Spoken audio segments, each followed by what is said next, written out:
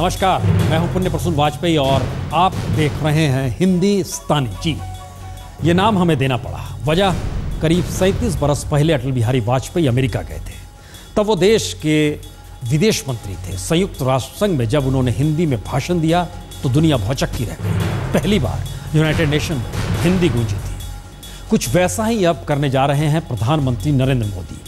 मोदी अब अमेरिका में हिंदी बोलेंगे, हिंदी में ही करेंगे बराक ओबामा से बात। आपके टूटे हुए सपनों को फिर मैं संजो दूंगा।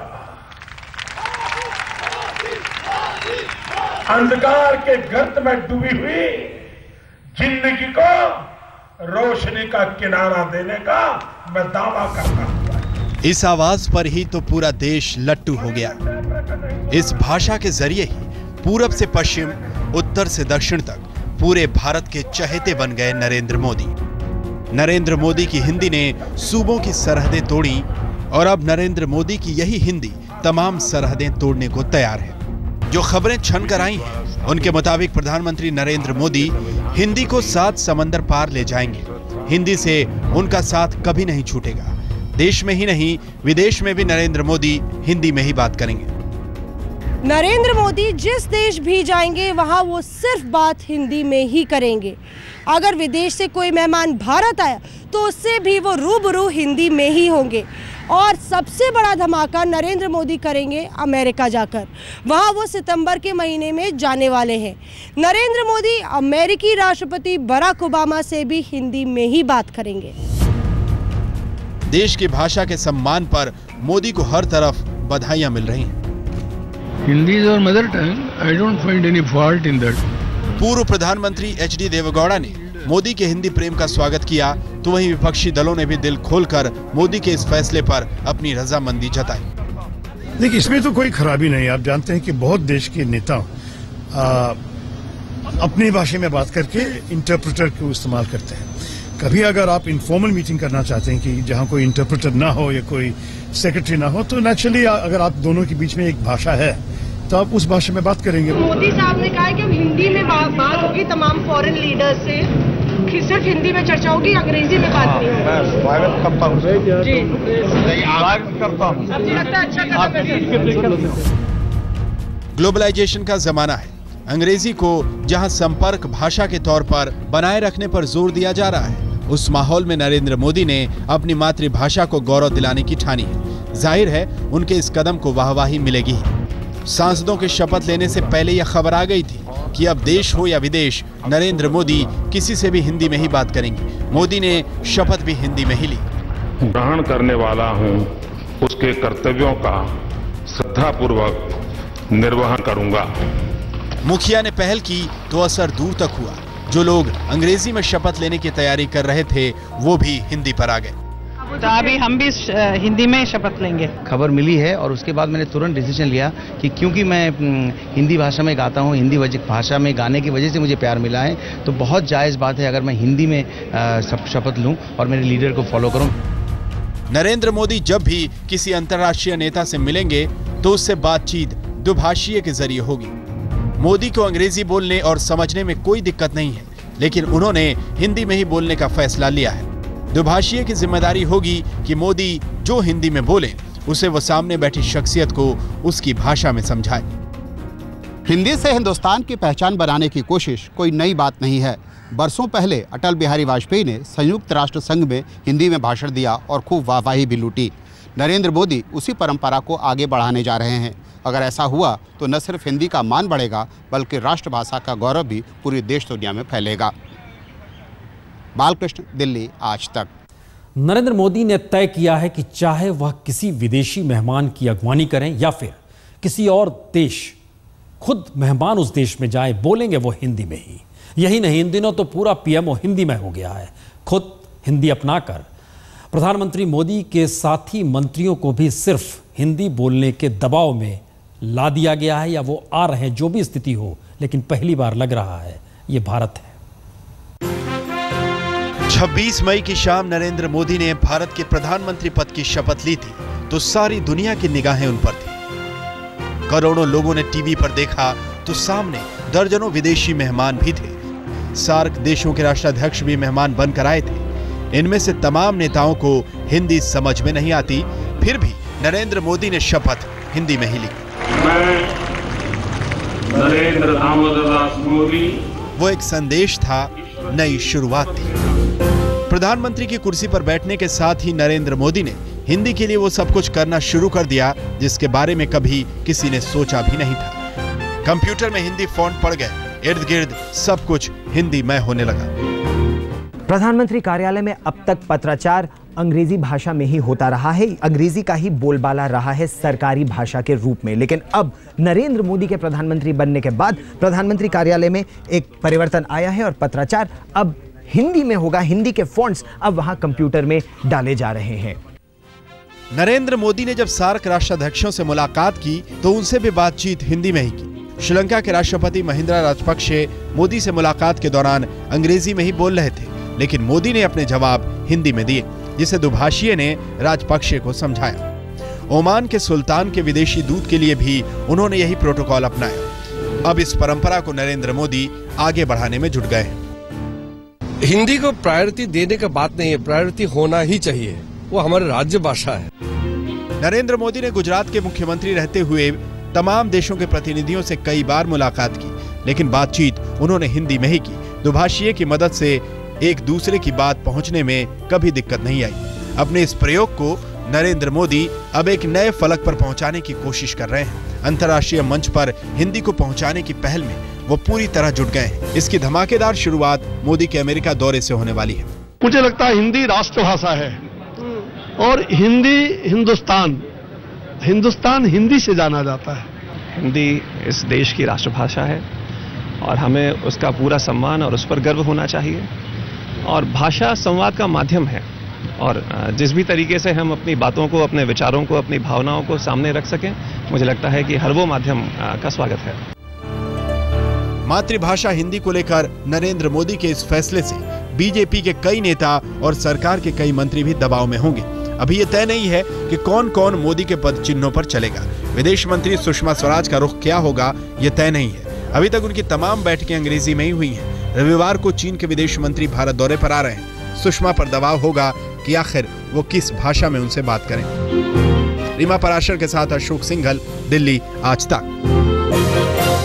दीजिए तो आजादी के बाद नेहरू भी हिंदी बोलते थे, इंदिरा गांधी भी हिंदी बोलती थी, राजीव गांधी और नरसिम्हा राव भी हिंदी बोलते थे, लेकिन अटल बिहारी वाजपेयी ऐसे पहले प्रधानमंत्री जिनकी रगों में बहती थी।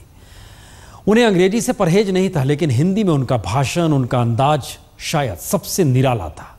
दो बार वो संयुक्त राष्ट्र संघ पहुंचे और वहां जब हिंदी में उन्होंने जिस लच्छेदार तरीके से भाषण दिया, लोग दरअसल उस भाषा और उस संवाद को आज भी नहीं भूल पाते हैं जो उस दौर में मौजूद थे या जो उसे सुनते हैं।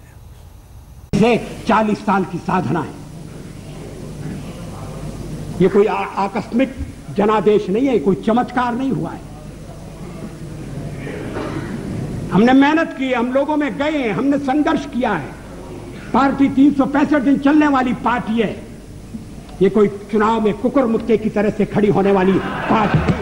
अटल बिहारी वाजपेयी विराट शख्सियत, सही मायने में हिंदी को अंतर्राष्ट्रीय फलक पर ले जाने की शुरुआत उन्होंने ही की थी। करीब 4 दशक पहले संयुक्त राष्ट्र संघ में पहली बार हिंदी की धमक लेकर अटल बिहारी वाजपेयी ही पहुंचे थे। 1977 में जब देश में जनता पार्टी की सरकार बनी थी तो अटल बिहारी वाजपेयी उस सरकार में विदेश मंत्री थे। अक्टूबर के पहले हफ्ते में वो अमेरिका के दौरे पर गए थे। अटल बिहारी वाजपेयी ने 4 अक्टूबर 1977 को संयुक्त राष्ट्र संघ के अधिवेशन में भाषण दिया। ये भाषण पूरी तरह हिंदी में था। इससे पहले किसी भी भारतीय नागरिक ने संयुक्त राष्ट्र संघ के मंच पर हिंदी का इस्तेमाल नहीं किया था। तो वो भारत के खिलाफ अपने देश की नीति के रूप में आतंकवाद का लगातार इस्तेमाल कैसे कर सकता है? कहते हैं इतिहास खुद को दोहराता है। यही हुआ। अटल बिहारी वाजपेयी भारत के प्रधानमंत्री बने। देश 21वीं सदी में पहुंचा। वाजपेयी को फिर अमेरिका से बुलावा आया। सितंबर 2000 में वाजपेयी एक बार फिर अमेरिका पहुंचे। संयुक्त राष्ट्र की मिलेनियम सभा को उन्होंने संबोधित किया और कहने की जरूरत नहीं कि उनका भाषण हिंदी में था। आतंकवादियों को अपने जघन्य कृत्यों पर जैसे 11 सितंबर को अमेरिका पर अथवा 13 दिसंबर को भारतीय संसद पर किए गए हमलों की जिम्मेदारी से बचने का बहाना मिलता है। देश के प्रधानमंत्री रहते हुए अटल बिहारी वाजपेयी आमतौर पर हिंदी में ही बात करते थे, लेकिन जहां जरूरत होती थी वहां उन्हें अंग्रेजी बोलने में परहेज नहीं था। अटल जी दुभाषी की मदद तभी लेते थे जब विदेशी मेहमान के बोलने का लहजा समझने में उन्हें दिक्कत महसूस होती थी। लाठी डंडे संभाल लो। पूर्व प्रधानमंत्री चंद्रशेखर भी कुछ ऐसा ही करते थे। भाषण हिंदी में देते थे, लेकिन विदेशी लोगों से बातचीत में अंग्रेजी का ही इस्तेमाल करते थे। मैं हैरान हूं दीदी, एक पेपर टाइगर से इतनी डरती क्यों? लेकिन नरेंद्र मोदी कुछ अलग किस्म के साधक हैं। सामने आया तो आपका होगा क्या? ठान लिया तो ठान लिया। किसी विदेशी मेहमान से बातचीत के लिए वो अपनी राष्ट्रभाषा से समझौता करने वाले नहीं हैं। Because of the bonds that our generation has forged today. So thank you. And Jai Hind. नवंबर 2010 में अमेरिका के राष्ट्रपति बराक ओबामा जब भारत पहुंचे थे तो संसद में उन्होंने जोरदार तरीके से जय हिंद बोला था। Thank you. And Jai Hind. कम से कम एक हिंदी शब्द का मतलब उन्हें मालूम था। अब सितंबर में जब प्रधानमंत्री नरेंद्र मोदी से उनकी मुलाकात होगी तब तो हिंदी से उनका सामना बड़े जबरदस्त तरीके से होगा। मोदी अंग्रेजी में सुनेंगे लेकिन बोलेंगे हिंदी में ही। कुमार विक्रांत सिंह, दिल्ली, आज तक। जब देश को आजादी मिली उस वक्त महात्मा गांधी ने कहा था कि कह दो दुनिया वालों से गांधी अंग्रेजी भूल गया। वो मानते थे कि पूरे देश को जोड़ने की ताकत सिर्फ हिंदी में है। हिंदी को राष्ट्रभाषा बनाने के लिए महात्मा गांधी ने पुरजोर कोशिश की और संयोग देखिए। महात्मा गांधी गुजरात से थे और नरेंद्र मोदी भी गुजरात से ही हैं।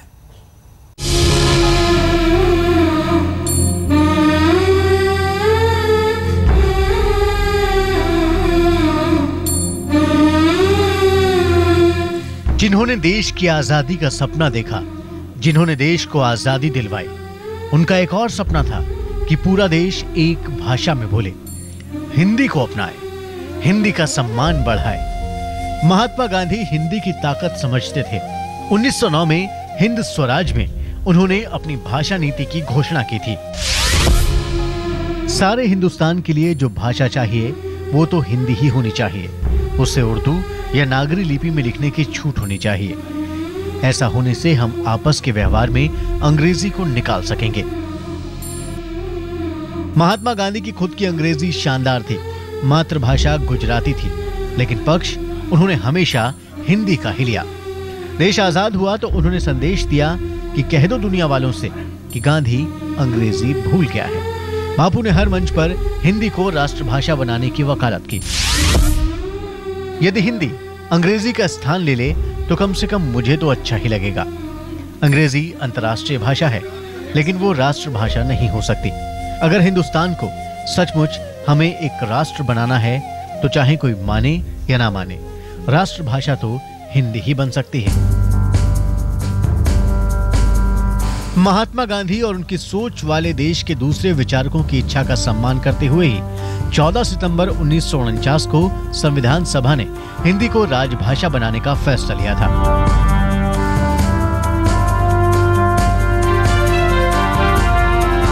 महात्मा गांधी ने गुजरात की धरती पर जन्म लिया और हिंदी की लड़ाई लड़ी। नरेंद्र मोदी भी उसी मिट्टी में जन्मे हैं। उन्होंने भी हिंदी के उत्थान की पहल। नरेंद्र मोदी गुजरात के मुख्यमंत्री रहने के दौरान गुजरात में आमतौर पर गुजराती में ही भाषण दिया करते थे, लेकिन दिसंबर 2012 में जब लगातार तीसरी बार उन्हें विधानसभा चुनावों में जीत मिली तो उन्होंने फिर हिंदी में ही संबोधित किया। ये हैट्रिक है। अगर आज चर्चा करनी है और आज का कोई हीरो है तो मेरे 6 करोड़ गुजराती है। इसके बाद से गुजरात हो या फिर देश का कोई दूसरा सूबा, मोदी जहां भी गए हिंदी उनकी जुबान पर रही। अब मोदी देश के प्रधानमंत्री हैं, हिंदी भाषी सूबे उत्तर प्रदेश के सांसद हैं। हिंदी को उनसे बड़ी आस है।